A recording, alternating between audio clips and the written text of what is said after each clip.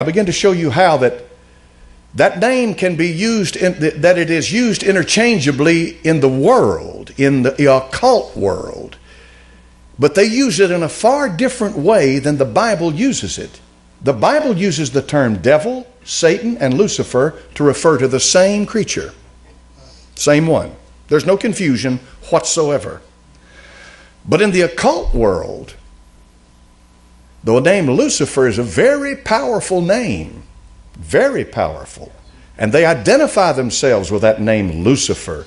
And you would be amazed at the groups that identify themselves with the name Lucifer, because it means light bearer. So, when it's used in Isaiah chapter number 14, the King James translators put that word in there because it has a direct reference to one who was considered by the Romans to be the morning star. And they called him the son of the morning. You can get confused if you're not careful, because he is so closely connected with the Lord Jesus, who said, "I am the bright and morning star." He said that of himself in the book of Revelation. As a matter of fact, there is a closeness, there is a connectivity. There's something there that is so close between the true light and the false light, between Christ and the Antichrist, between the real Jesus and the false Jesus, that it takes the Holy Spirit to discern between the two. You've got to be very, very careful. Everything on its surface may appear to be one thing, but that's not necessarily what you're getting. What I got into when I tried to research this and find out what's going on in the Masonic Lodge between Masonry and Luciferianism. Is the Masonic Lodge connected with Luciferianism? Is it the source of light? Do they consider Lucifer the source of light? That is this is what you'd call an apologist. He's arguing for the Masonic Lodge. And he says, quote, "Freemasonry teaches its members tolerance, even of its assailants. If you are presented with a story of Pike and Lucifer, quietly but firmly state it's a lie. Don't let it pass without comment, but don't provoke an argument. The truth is on our side." Okay? That's what's called rhetoric. He implies something that's not true, but he wants you to understand that if you don't agree with him, you've denied the truth. That's the way this operates. They throw words out there like, "Oh, good night, this man's bound to have the truth, or he wouldn't say the truth is on his side, right?" All right, here's what he just said. He just said that Albert Pike never taught that never connected Masonry with Lucifer. That's what he said. All right? This is what this man said on his website. Now, it's sad, but I'm going to show you what's connected with this. This is the Morals and Dogma, Southern Jurisdiction of the Masonic Lodge. And so it is definitely an official document of the Masonic Lodge. On page 104, of Morals and Dogma, here's what he says.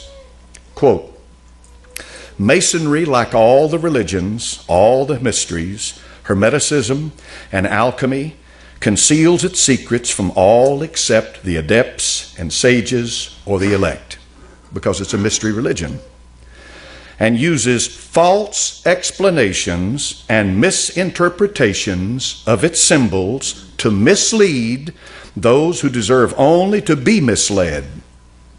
To conceal," is that arrogance? Do you want to know how to spell arrogance? "To conceal the truth, which it calls light, from them, and to draw them away from it.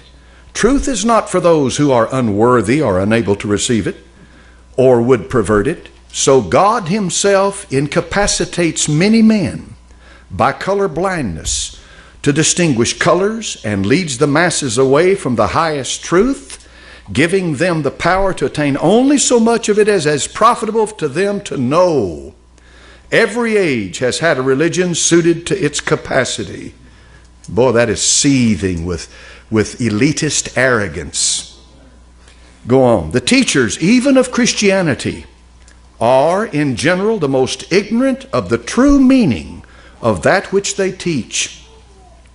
There is no book of which is so little known as the Bible. To most who read it, it is as incomprehensible as the Zohar. What's the Zohar? That is the book of Kabbalist, or the Kabbalism, or the Kabbalah wing or group in the Jewish that came from the Jewish religion. All right, the Zohar.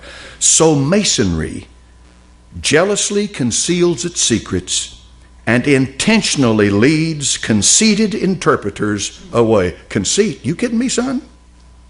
You redefine the word conceit. Conceited astray. All right. Now, what's all that mean? That means that it make a difference what he says to you face to face.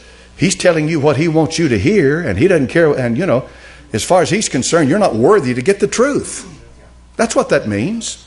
Have you ever read anything like that in the Bible? No, you haven't. But continue on. Page 321, first full paragraph. First full paragraph, Morals and Dogma of the ancient and accepted Scottish Rite. Quote, Lucifer the light bearer, strange and mysterious name to give to the spirit of darkness. Lucifer the son of the morning.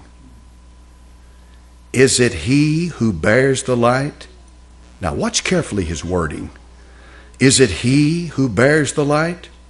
All right. He asks a question, then answers it, but makes an accusation in the answer. Watch this. Is it he who bears the light? And with its splendors, intolerable blinds, feeble, sensual, or selfish souls? In plain words, he bears the light which is so bright that if you are one of these sensual and selfish souls, it'll only blind you. You'll never see the truth. You have to be elevated to the place that Pike is talking about for you to be able to even understand and receive the great light that Lucifer has to give to you, because you are one of the groveling masses, and that's exactly the way he sees you. You're nothing but a useless eater.